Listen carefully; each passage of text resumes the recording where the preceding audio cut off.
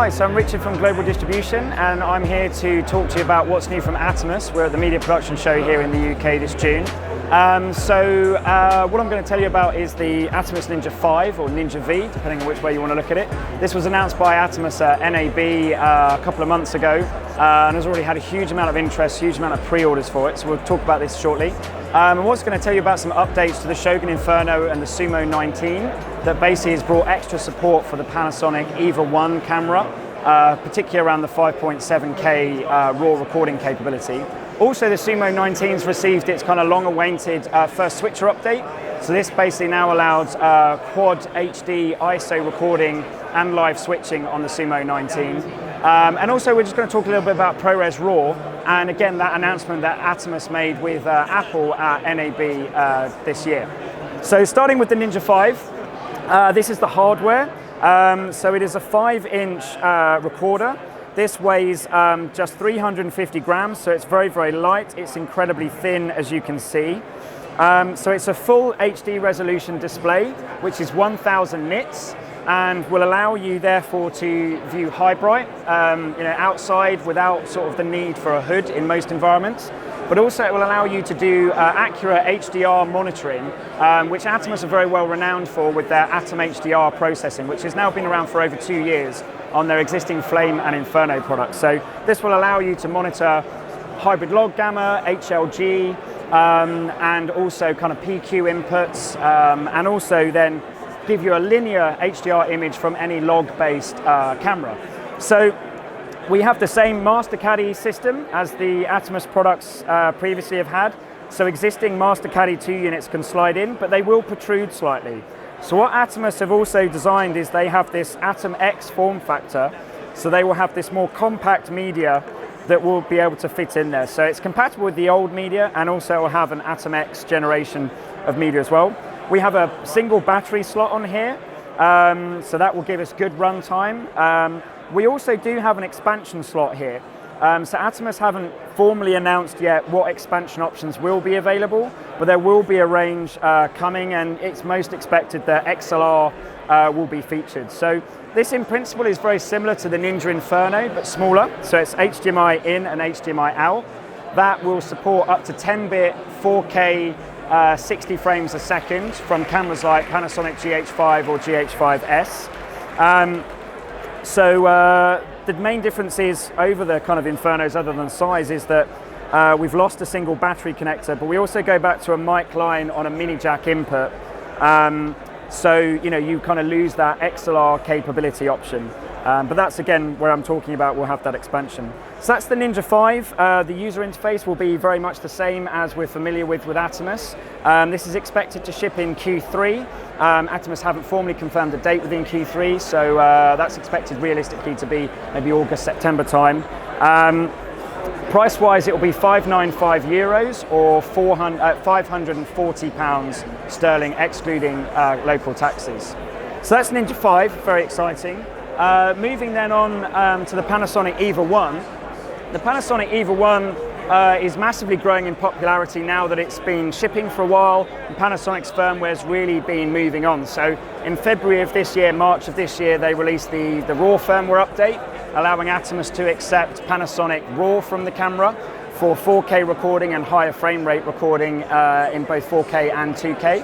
But the big update now is that we have the 5.7K. So here we can see on the Sumo that we're taking a feed out of the camera, and we now have 5.7K at 25 frames a second coming into us, and we're confirming that's a Panasonic Pana RAW input coming in. And we can now change and view that at different stops of dynamic range.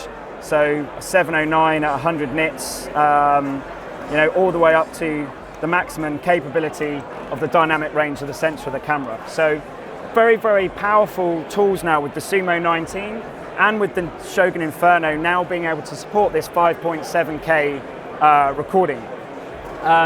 So if I now show you around to kind of talk about ProRes RAW, it's probably an apt time to discuss that. So at NAB, Apple and Atomos made a joint announcement around ProRes RAW. So that is a new codec which Atomos can record on their Inferno and Sumo products.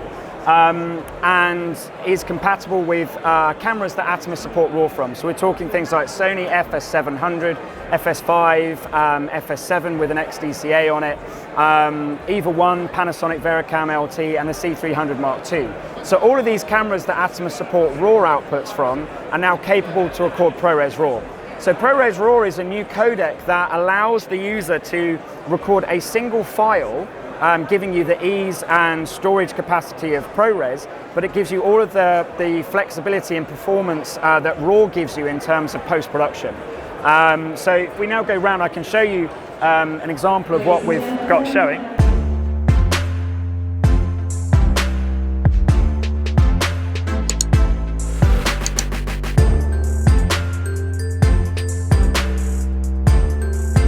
So here we have an iMac Pro with some ProRes RAW footage, which was shot at, from an EVA-1. So here we can see that all running natively in the timeline.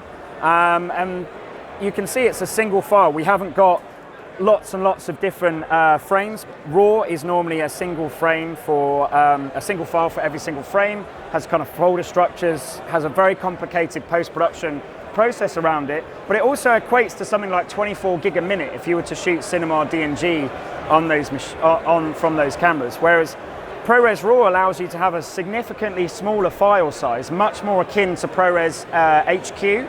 In some cases, ProRes RAW can actually be a slightly smaller file. In other cases, it's bigger. So it's a much more variable data rate with ProRes RAW.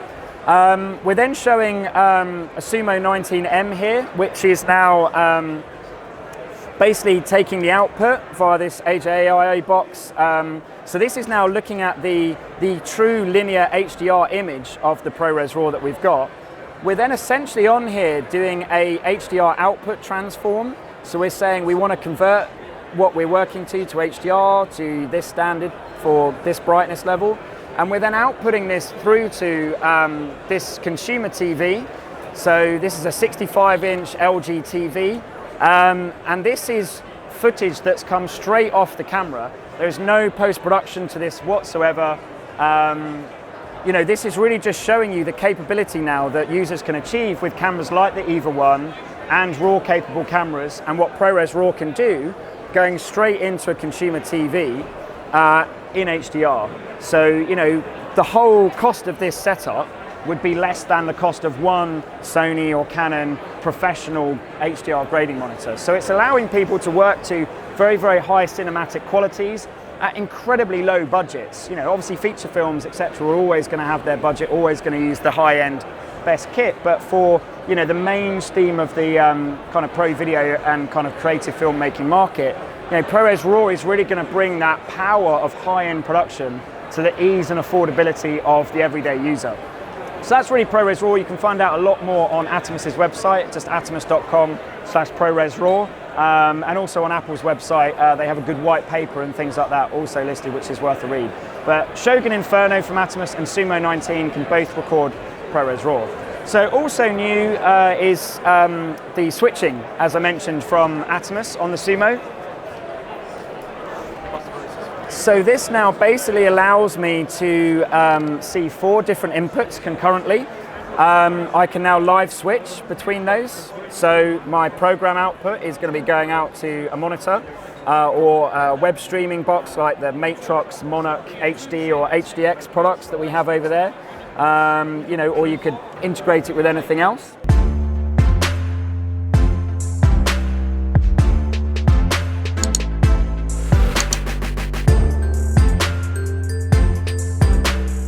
And then what I can also do is I can select one of the feeds that I have. I can make that full screen, and then I can see and have all of my usual kind of Atomos tools for if I want to check focus or I want to check framing, etc. You know, all of these options are in here still. So I can do 2:1 zooms across the image if I wanted to. I can really get in and inspect. I can also now live switch to my different inputs here on the screen. And a simple tap of the monitor button just brings me back to seeing all of my feeds, which I can now choose to record enable. So when they're green, they're record enabled. If I hit record, I'm now recording 4 separate ISO feeds on the Atomos unit. So that's 4 individual ProRes or Avid DNx files that I can individually edit back in post-production. And I can record those at up to 1080p, 60 frames a second as well. What I can also do in playback is I can then just show you quickly how we handle those 4 files. So you don't end up with a drive with lots and lots and lots of files on it, which are all different takes, different cameras. We basically organize everything by folders.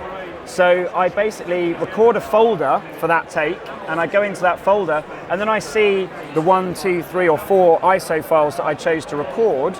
So I can see that these are that scene, that shot, that take, ISO 1, ISO 2, ISO 3, ISO 4. So it's very, very easy to manage your workflow when you get back to dump all of your affiliated clips on a single timeline.